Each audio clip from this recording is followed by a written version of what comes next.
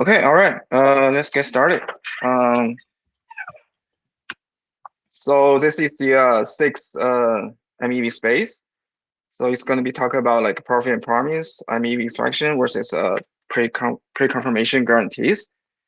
So MEV space brings together the sharpest minds in crypto to dissect the evolving MEV landscape and all the other stuff in the Ethereum ecosystem. So it's kind of like a little bit disappointing for we have like not very much uh, not many listeners here to listen to all the sharpest minds. But anyway, I think it's good for us to talk here, right? So yeah, I hope we can like explore the cutting edge intersections of MEV and the pre-confirmation on Ethereum. So pre-confirmation is promised to revolutionize transaction ordering by delivering inclusion and even execution commitments. But how does it reshape Ethereum ecosystem? And how does it reshape MEVs? I think we have a lot to talk about. So yeah, sorry about that. Over the next hour, we'll gather experts from pre-MEV, XGAS, and commit boost to unpack these questions. So we also share best practices and debate solutions. So let's start it. And I think we can just start by all our like sharp minds to introduce themselves. How about we start from Drew? Yeah, thanks for hosting this and having us and discussing the topic. My name is Drew Vanwerf, and I work on two efforts that are public goods as part of a nonprofit supporting out of protocol infrastructure for Ethereum. The two efforts are Commit Boost and Fabric, which both in some way have an impact from pre-confirmations. Thanks again for having me.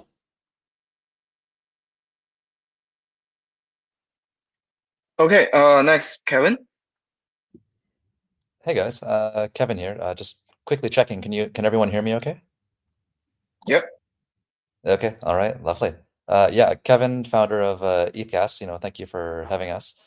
Um, yeah, ETHGas is a block space futures initiative where basically traders or anyone can buy blocks, far ahead of time, and they can do a bunch of fun stuff with them. Maybe we'll dive into it a little bit later, but the background is to establish a crypto native commodity futures environment where we can basically trade gas like it's an energy product within the TradFi context. Okay, next we have Murad. Hey everyone, my name is Murat, founder and CEO at PrimeMev. We built MEV Commit. That's has about 1% of Ethereum blocks with about 40 or so millisecond pre-confs right now. We've done I think over 1,500 pre-confirmations on Ethereum mainnet, and yeah, we make Ethereum fast. Awesome. So yeah, last but not least, we have our co-host Ben. So Ben, would you mind introduce yourself? Yeah, I'm Ben from BTCS. We're a block builder on Ethereum. We're working on a few initiatives with Preconfs. We're partnering with ETHGas. We're running a provider on PrimeEv, and we've been involved in kind of the research side with Commit Boost and some of the Fabric group of teams working on getting Preconfs mainstream and in protocol. So definitely excited to have this space today. Awesome. For those audience who doesn't know much about pre-confirmation, to kick things off. So my first question is actually for Drew. Would you mind please tell the audience about how we get to the current situation? Like why do we need pre-confirmation? Yeah, there's really a long history here around pre-confirmations, and actually a lot of it isn't fully grounded in MEV, but generally the direction that Justin had instilled and many got attracted to, which was base sequencing. And I'm not going to go into all the technical details, but what ended up happening is in 2013, Justin proposed this concept called base sequencing. I think Vitalik had actually mentioned it before that, but he formerly wrote about an ETH research post. And in base sequencing, what ends up happening is instead of what you see in a classic rollup today, which is this centralized sequencer run an Amazon cloud server or whatever, you use the Ethereum proposer. So the Ethereum proposer takes L2 transactions, L1 transactions, and it sequences it. And again, just hand waving, the more practical perspective is you are bounded when you use the base sequencing, when you use the Ethereum validator rollup for your rollup, you're bounded by the 12-second slot time. And so Justin came up with this concept called a preconfirmation. And what it allows for is for you, like Murat said, and what others are working on, to get near instant confirmation by this guaranteed issued by the L1 validator. And I think we'll go into some analogies, but we see pre-confirmations in L2s today. It's just issued by a centralized party. And so the centralized sequencer will issue a pre-conf, tell the user, hey, this has been included, even though it may not be included for a bit of time. You see in society with credit cards, you go swipe your Visa card at Starbucks. Starbucks gives you your coffee because they've been actually issued a pre-confirmation from Visa, which says, hey, in a couple days, the money from this person's account will make it into the Starbucks account. So give them their coffee and they accept it. So these are everywhere in society, and they have pretty big impact on all the commerce we do today.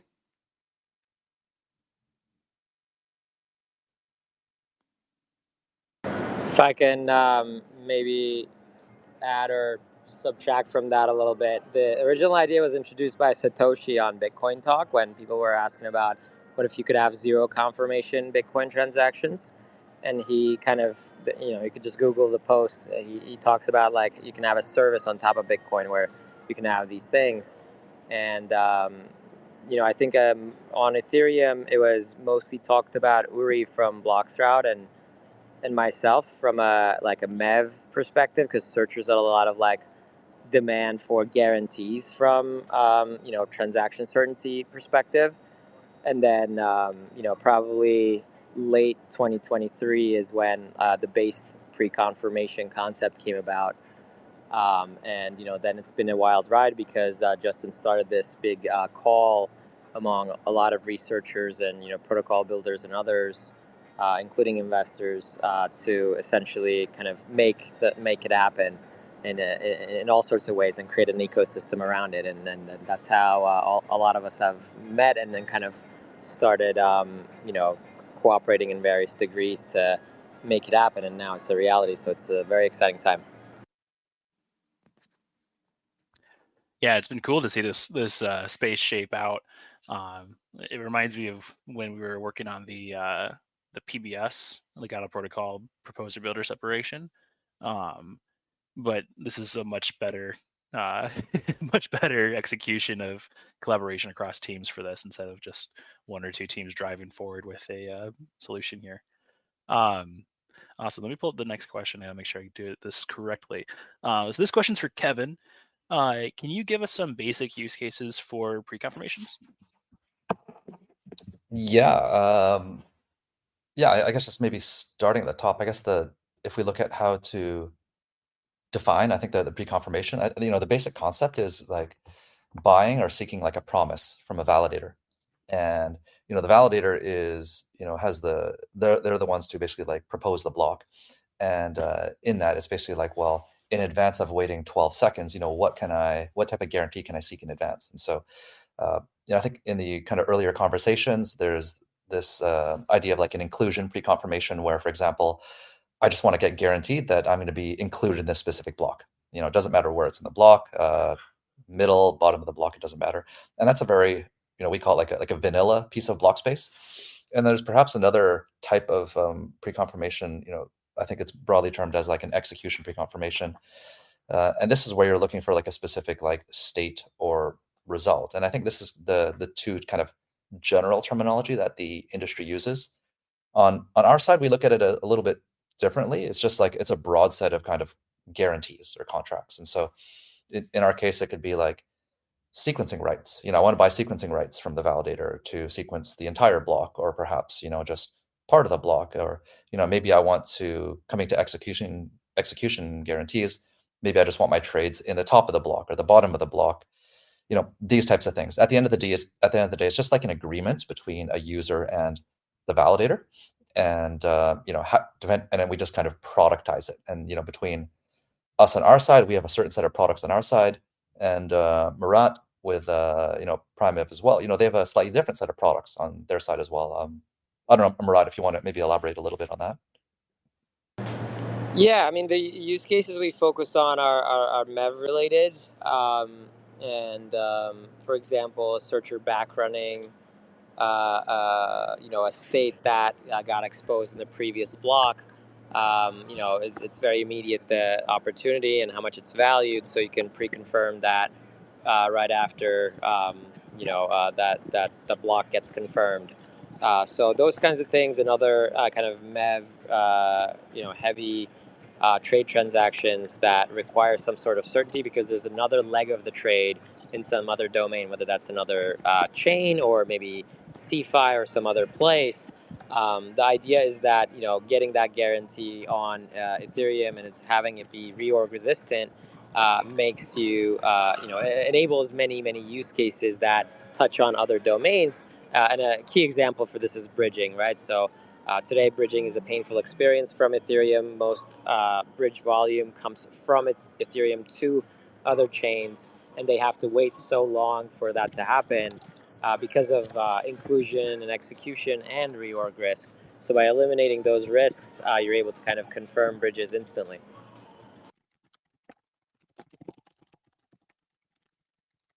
That's awesome. Yeah. Drew, are there any other use cases we haven't covered here? I think Murat tapped on it well, and Kevin also. There's just this foundation that enables a whole host of things. The way you order a block, what's included where in a block, related to Oracle updates. There's just a bunch people can build around. And to your Murat's last point around L1, L2 composability and synchronous composability at that. We have some interesting research coming out in the next week that helps potentially get people half-based existing rollups a huge benefit from execution preconfs, and so more on that in the future. But there is a lot to be done. Okay, cool. My next question is actually for Murad. So Murad, you already mentioned like something about like pre-confirmations connection with MEVs.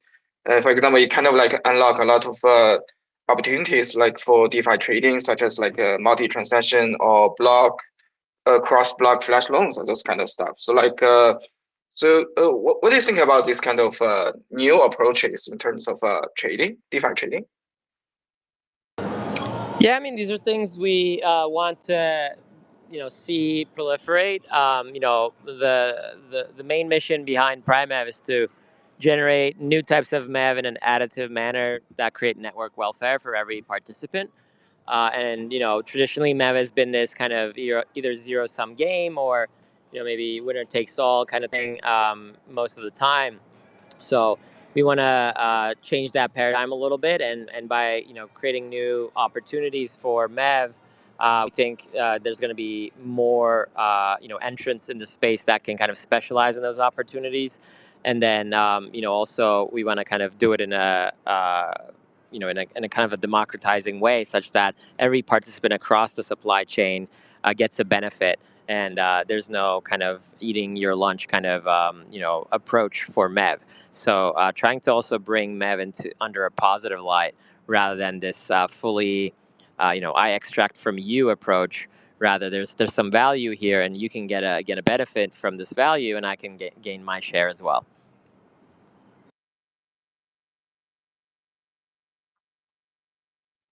Yeah, like is there any specific like recommendations for searchers to do like MEVs on MEV commit? Yeah, I mean, backrunning is the most applicable one right now. We're going to be enabling more use cases, but it's really great because backrunning just makes a lot of sense for searchers for exposed states. For emerging states, it's a little different. Like if there's state that's emerging within that block, backrunning that is more state contentious. But so then committing to that is a little bit difficult.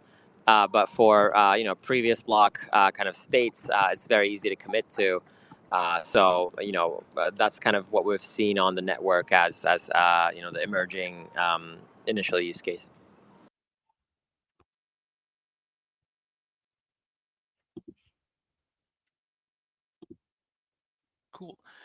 All right, next question is for Drew here. How can pre-confirmations mitigate the negative externalities of MEV, such as front running or censorship for Ethereum users? Yeah, and others may have a better view on this around the MEV component, but the way I think about pre-confirmations is it's a service that Ethereum can offer its end users. And with that service, if it's of value and it proves to be of value, people are going to pay for it. And that to me is a key unlock, not only for the people offering the pre-confirmations, if you're using the proposer set or even something like MEV commit. And we talked about all these services. Some of these are super valuable to users, and they're probably willing to pay for it. And so I've thought about it a lot from that context.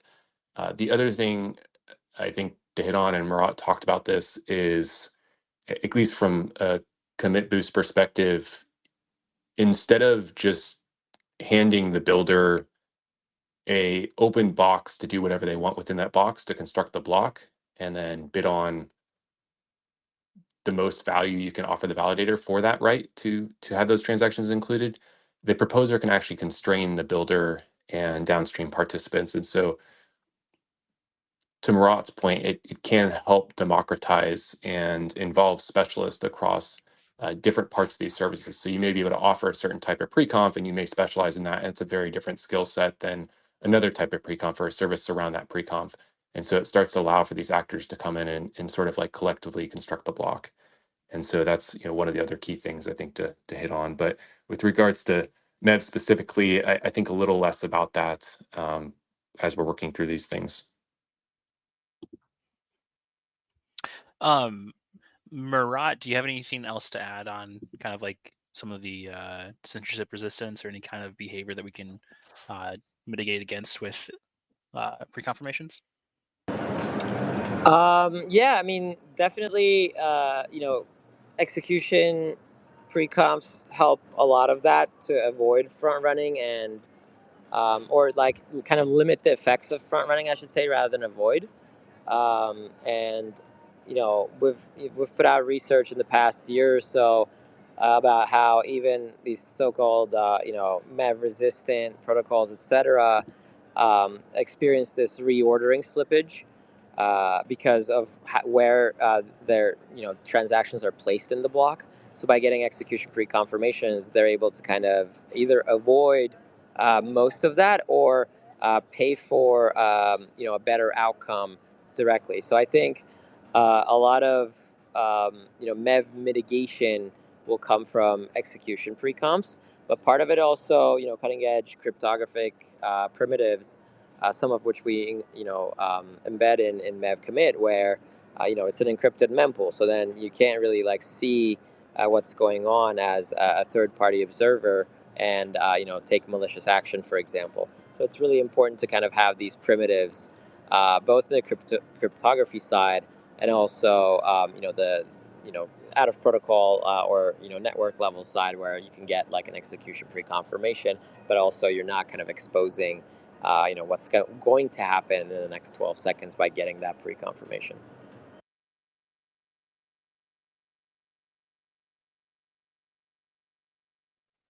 Nice. Yeah. So my next question is for Kevin. So, how do your projects like balance MEV extraction with the need to provide the reliable pre-confirmation guarantees to your users?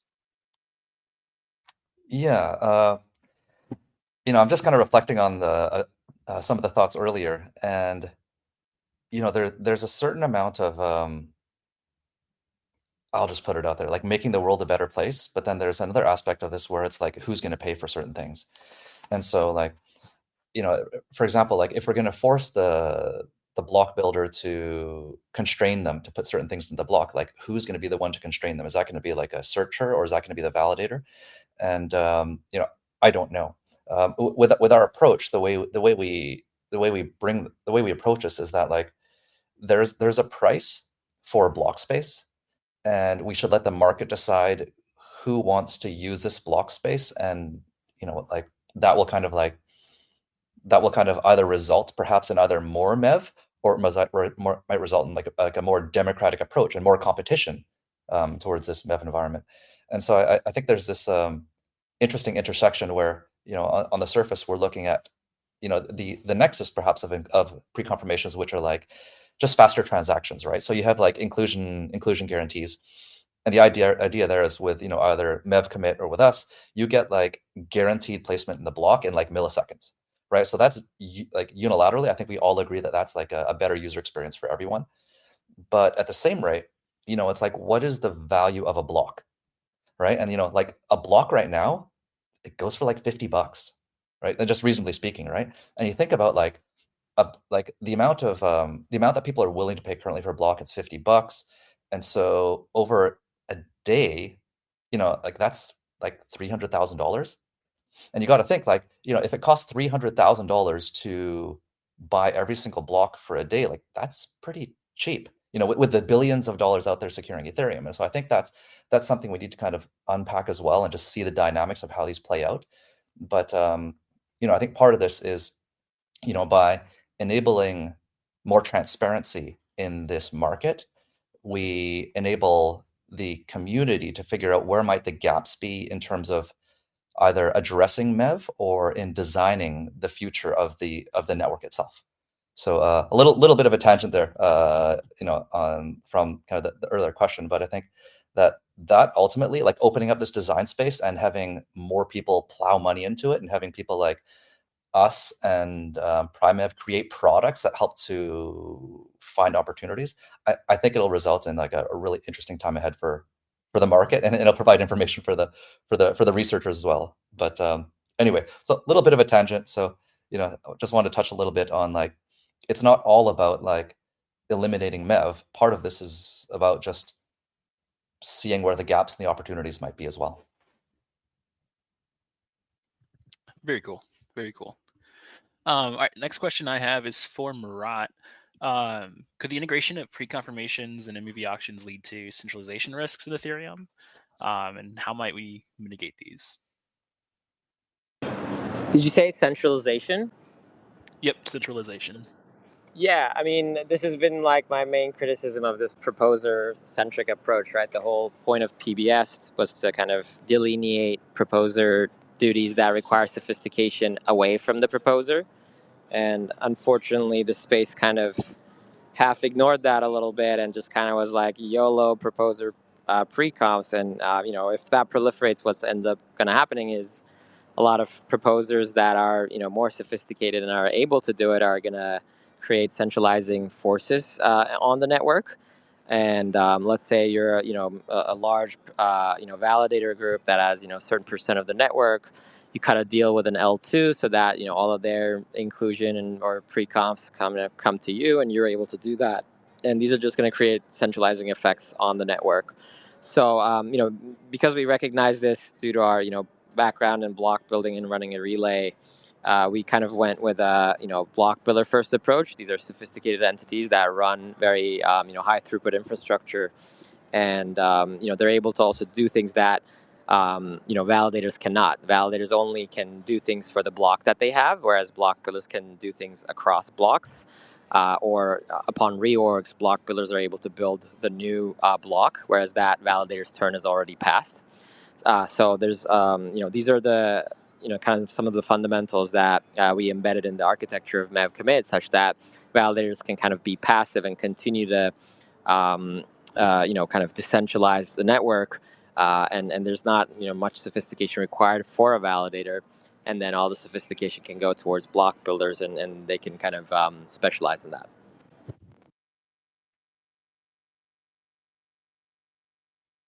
That's awesome. Drew or Kevin, do you guys see any centralization risks right now with pre-confirmations? On my end, I mean, guys like Murat and I we're just getting going, right? So, there are some angles where, when the broader market is providing some type of pre-confirmation in some shape or form, like who is the one providing that, right? And so, that's still yet to be seen. But I think there's this environment where there's a bit of a network effect where the more types of contracts you see through one protocol, or I guess whoever can enable the more enable people to, I guess, like whoever provides a higher quality UX for end users, I think users would then kind of just end up going to that protocol or to that initiative. So that might be a centralizing vector there. But yeah, I think the issue right now is that really you have a couple builders who are kind of dominating the market, and they're in a position where they can potentially adversely extract revenues or P&L from the broader market. And at the same rate, you have potentially validators with oversized positions, as Murat's saying as well. So, we're not in a perfect world right now, but again, the hope is that with guys like Murat and I going at this, that we just bring a whole bunch of new players into this market, doing a whole bunch of different types of contracts on the side and interfacing with the block space.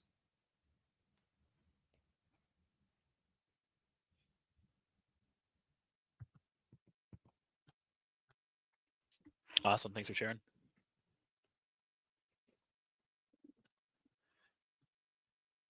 Alrighty. There you are. Cool. Yeah. So now my next question is like, how should the incentive structure for pre-confirmation providers be designed to ensure that honest transaction exclusions without encouraging like censorship or collusion? So I want to start with Kevin. Sorry, would you mind just saying that one more time? Yeah, sure. So how should the incentive structure to be designed in terms of pre-confirmation to provide the honest transaction inclusion without encouraging censorship or collusion? I don't have a good answer here. I mean, it comes down to, do we want to design products and have people only be able to trade those products, or and kind of restrict them to that product suite, or do we want to leave the product space open? There's some, for example, there's some end users, traders or searchers who are a fan of inclusion lists, for example, right? And so if you force the validator to include this, then that's like against censorship resistance. Now, at the same rate, there's other guys who are looking at exclusion lists, right? So if I'm a trader, I'm saying like, well, I want to buy the right to exclude my competitors from putting trades into the same block. Like that's an interesting dynamic, right? Where that's censorship resistance on your greatest competitor, which I don't know, maybe it's fair play in some sense. It starts to get into a weird world where you say like, I want to make sure that this oracle can't update in this block, right? So there's certain things that the design space could take us in a interesting direction. I think Murat and I are not inclined, I think, to kind of go too far down that pipe. But there could be some good potentially good use cases in quotes. For example, let's take the Bybit hack, for example, right?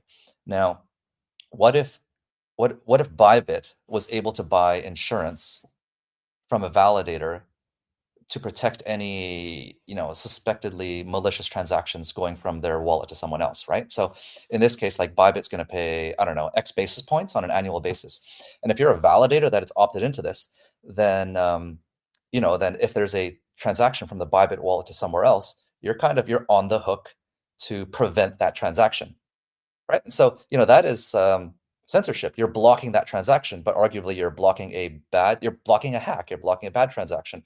Should we have these types of products? Should we just leave it open to the market? I don't know how that will evolve, but I think we need to kind of watch this space a little bit. And I think ultimately we're all proponents of scaling the ecosystem, as a whole, right? We want more throughput, more demand, more capacity. So I think we're all aligned on that end goal. But I think as we kind of go down this path, it'll be interesting to see how these use cases evolve. Maybe there'll be like kind of like white hat or black hat types of pre-comps, which as a community we broadly support, and maybe certain validators would support, and others might just be neutral, perhaps. So again, we'll see how that evolves. It's a fun space, though. Yeah, Oracle manipulation is a big one, so I'm glad Kevin touched on that. Ultimately, the space has to create some rules around how pre-confs can be used. And a lot of the times, these things start out as like social rules. Sometimes there's like some gatekeeping or whitelisting element to it. But if you look at, for example, how the OFA space has developed, for example, Flashbots and whatnot have kind of put some general rules in there saying, look, if you want to be part of this, you can't be front running people, or you can't be sending the transactions elsewhere, etc. So by just kind of creating some general rules around it, and having the participants agree to it, you're already kind of limiting the negative factors to some degree. But ultimately, we do need more robust rules that, it's not enough that people say they won't. It should be that they can't. And I think, we're going to be moving towards that. But to answer the original question from our perspective, the incentive design in MEV commit is leaderless, so it's a leaderless auction, so that there's an actual cost to the competing entities if they decide to not include or not take a pre-confirmation bid, because now the competitor, their competitor provider, takes that bid, and then there's a real cost to them. So now, in order to win the MEV boost or commit boost auction, they actually have to make up for that loss out of pocket, or actually forfeit the auction itself. So by coming up with such mechanisms, we're able to kind of avoid a lot of censorship cases. And the ultimate one is actually the encrypted mempool too. Like, a lot of the constituents don't know what is being censored or not being censored, so everybody kind of gets to do their own decisioning. And at the end, you find out whether you kind of played, into the Nash equilibrium, or like a game theoretic optimum, rather than like kind of just decide, okay, I hate this guy, so I'm not gonna I'm gonna censor his transactions. There's gonna be a real cost to you for doing that. I just want to kind of add to the social consensus, perhaps, or the social pressure. One of the issues, coming to what you're saying, Murat, we're seeing as well, is the idea of like counterparty risk, right? So when a trader buys a certain type of commitment, effectively from the validator, but through intermediaries, like what's the amount of collateral that these validators should be posting to support this, right? Now, most of the validators are, quote, like dumb validators. They're just running some infrastructure, and they don't really know what's going through on a block by block basis. But let's say there's a hedge fund who's running a validator. Well, they know what's coming through, and they could simply like front run or reject that transaction, right? And now, is that acceptable behavior or not, right? And we'll see. And so there's the validators who have a certain type of reputation to uphold, where they're saying like, we don't have the infrastructure to default on these commitments, and so we think that we actually don't even need to post collateral because our reputation would stand hold. We have like a AAA reputation, but nonetheless, it'll be an interesting space to see how do the players buying these commitments or these pre-confirmations, how do they kind of manage or mitigate counterparty risk, because there's a capital cost if the validators are going to post collateral. Potentially, the more collateral one posts, the higher the bid on these pre-confirmations. But we'll see how this evolves. It's we're still just getting started.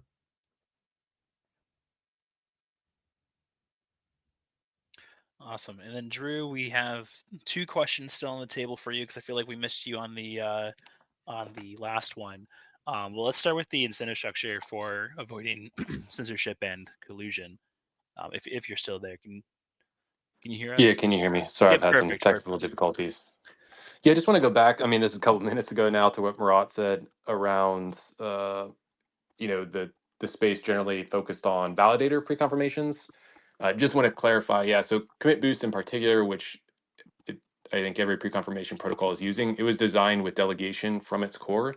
And so validators run a sidecar, but they delegate to a sophisticated actor to do the hard work for them. And so the whole point of Commit Boost is to avoid centralization at the validator level, but use the person with the right lock over the L1 and their abilities to provide these services. And so, we spent a lot of time with solo stakers. We've spent a lot of time with the e-staker community, all these teams, to try to figure out what's the best way to integrate the software where we don't have barriers to entry and people can seamlessly opt into what we'll call these apps or pre-confirmations in this form. And not only that, give them and return the autonomy back to them. In today's market, what's happened is validators have somewhat shifted all power to the builders, and the builders are doing things like not fully maximizing blob space. There's a whole host of things they're doing, and the point is to constrain them. And the validators have the power to do that, and it's just enabling to allow for that. Now, do we want or think validators and a market structure where validators are having to self-build and have the sophistication required for pre-confirmations? I don't think so, but we shouldn't just close that option off. There's some folks maybe on this call even that run big networks of validators that want to self build these pre-confirmations of blocks, and that's fine for them to compete that as well. But the key is to give the tools to those who can't to at least be able to compete. And so I think that's just an important thing. Just wanted to go back and clarify around on that. I don't think there's any pre-confirmations team today that actually offer the ability to self-build uh, blocks with pre-confirmation. So it would encourage teams to explore that. They're all delegating and very aware that we need to keep the Ethereum proposer set decentralized. You can do that on MEV commit by becoming a provider as a validator, but we generally don't encourage that, I guess. Yeah, I mean, it's a permissionless platform at the end of the day. And then just on the last discussion too, sorry, I had technical difficulties the last bit of time. It is just around, at least from my perspective, we've created a platform that allows for open innovation and anybody to build anything on top of Commit Boost. And it's up to the validators and the million plus people that contribute to Ethereum and support it through those validators to make decisions on what they do and don't want to accept. And putting in place rules, uh, you know, hard guidelines, things like that. It's somewhat of a community decision, but in my view, it's much better to trust the million plus validators than it is a couple participants, which is where we're at today with regards to the builder market. There's essentially two of them. And so give the power back to these people to help make the guidelines and decisions to offer services they feel are important, and kind of let the market decide in some way or another is the approach we've taken. Now, personally, do I agree with all the potential proposer commitments that could come out, like the ones mentioned? I do not, and I don't think it's healthy for Ethereum. But the idea is to embrace sort of this decentralization and this million plus people to have long-term greed and support something that overall grows Ethereum versus this near-term capture. Okay, I got another question for Kevin and Murat. So, what's your project's unique design in terms of pre-confirmation? So, how about Kevin? You can start first. Ours, ours is really around buying sequencing rights and the entire block itself. So, let's say, Ben is a validator here, right? So Ben is his block is coming up in 64 slots time. Someone can basically buy that block ahead of time. I can buy that block.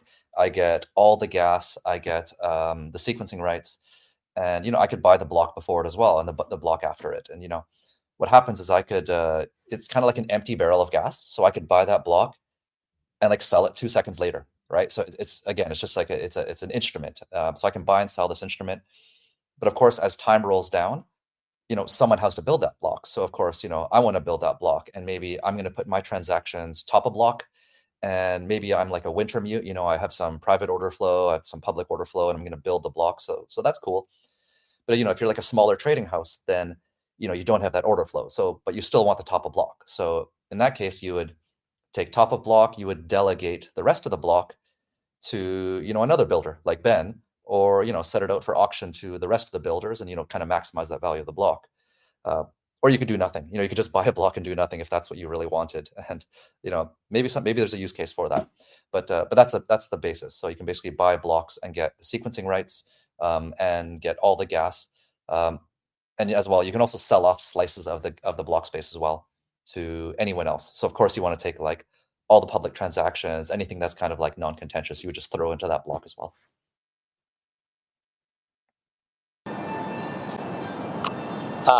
For MEV commit, I would say the two biggest core items for it is that one, it's a leaderless auction, and two, it's an encrypted mempool, so you don't get to see what's going on. PrimeMev doesn't get to see what's going on either, and that's probably the key thing about how the system was designed.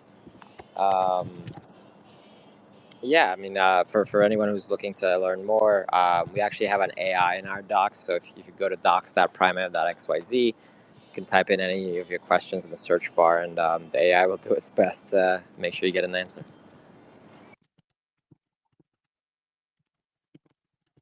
Okay, cool. So yeah, so Mira and Kevin, you guys are in Dubai now, right? For the token 2049. Yeah, sweating. Yes, super hot. It's ridiculous, and Okay, everyone likes to wear pants. It's nonsense. okay. So have you guys noticed anything interesting regarding pre-confirmation there? Uh, on our end, it's well, there's a lot of focus on the Pectra update going on next Wednesday. So on the validator side, it's all about Pectra update. On the searcher side, it gets really weird in terms of like, hey, can you offer this type of guarantee, this type of guarantee, or this type of commitment? Coming back to like blocking oracles and stuff, and it's like potentially all this stuff is possible, but do we want to support it? Like not that type of stuff. Um, yeah, so I mean, on my side, it's just kind of getting sound bites from kind of both sides of the market. Yeah, for us, it's a lot more awareness related. A lot of people have heard of pre-comps or know about it, but we just released our Explorer. So if you go to mev-commit.xyz, you can see it in real time how fast Ethereum can actually get. And so it's like showing people and telling them, hey, look, this is already there, it's available.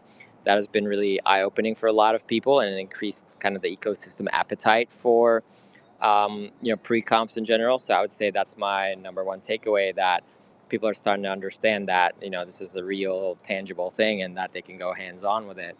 And that's a fundamental shift in probably the past 2 years, where a lot of research and exploration was done. Yeah, I'm glad that Kevin mentioned the Pectra upgrade. So, what's your opinion? What's your guys' opinion on this upgrade? That's the impact on pre-confirmation. Okay. Generally, I would say it's fairly low impact. There's some nice things in there, like you can have these larger validators with 2048 ETH, and EIP 7702 is just an overall UX improvement that basically turns user wallets into smart contracts. So there's kind of auxiliary items like that that will definitely help the adoption and proliferation of pre-comps. But I wouldn't say that there's anything like super specific to pre-comps in Pectra, but rather it's a very kind of compatible and kind of companion upgrade across the board for pre-comps. Yeah, I'd echo that on our side. It's compatible, potentially not too exciting, but I think there's this direction of like account abstraction, and elsewhere, being able to manage gas or have other parties help to manage gas on your behalf. And I think that'll have an interesting interplay in terms of that type of the market, which touches like retail and kind of the markets that we're developing on the infrastructure side. But again, we'll monitor and support anything within the account abstraction space. Yeah, and from my point of view, less exciting about Pectra, maybe Fusaka. There actually was a proposal from Justin Drake and Lynn from Nethermind around EIP 7917, which helps to stabilize the look-ahead period, which is important for pre-confirmations. It also does impact the Ethereum network more generally, so it's not just about pre-confirmations, but simplifies some things on the client side around calculations, a whole host of things, and we encourage people to go take a look at that when they have a second. I think just generally too within the Ethereum roadmap, there's this excitement around faster block times, which I think is incredibly important. It also makes pre-confirmations less reliant on large amounts of collateral because the time period gets reduced from when you have finality. But at the end of the day, these pre-confirmations, I think Murat is the one that said 50 millisecond confirmations. Ethereum probably will never get to a place where it has 50 millisecond block time. So even if we get block times down to even 2 seconds, there's always going to be this market structure where pre-confirmations are needed and are important for Ethereum. And so beyond based rollups and just those broader conversations, I think this is important for Ethereum to lean in and get to know these market structures and support these things because of that. Yeah, I agree. And if there's one thing I can add to that, it would have been very nice if the Holsky network didn't get nuked during the upgrade process. It just And freaked everyone out. yeah, don't get any of us started on that, man. It's killing so many product launches for probably all of us on this call until Pectra is stable.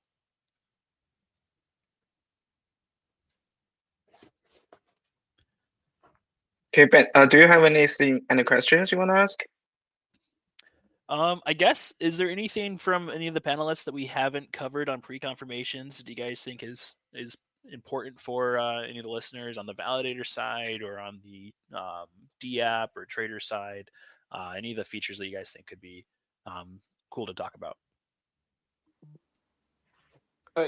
I mean, just one thing from my perspective, I keep seeing this on Twitter. People are asking when pre-confirmations. It sounds, pre-confirmations are either already live or are ready to go live, but due to network issues, and so just would encourage folks to dive in and get familiar with what's out there.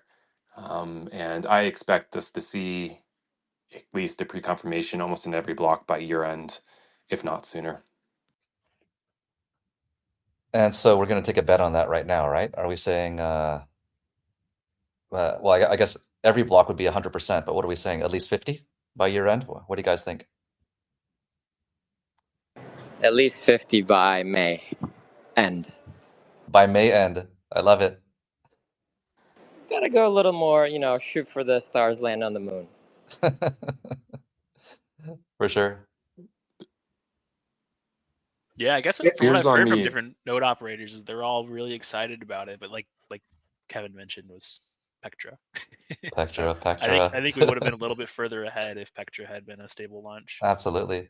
Yeah, we had to set up testing environments on like everywhere, like Sepolia as well. So like Holesky, Sepolia, Hoodie. It's a lot of support. Right. Do you guys have any dashboard or data platforms that we can see like how this pre-confirmation is going on the mainnet? On the ETH gas side, we're putting one together, so we'll have that shortly. I think Murat, you already have yours live, is that right?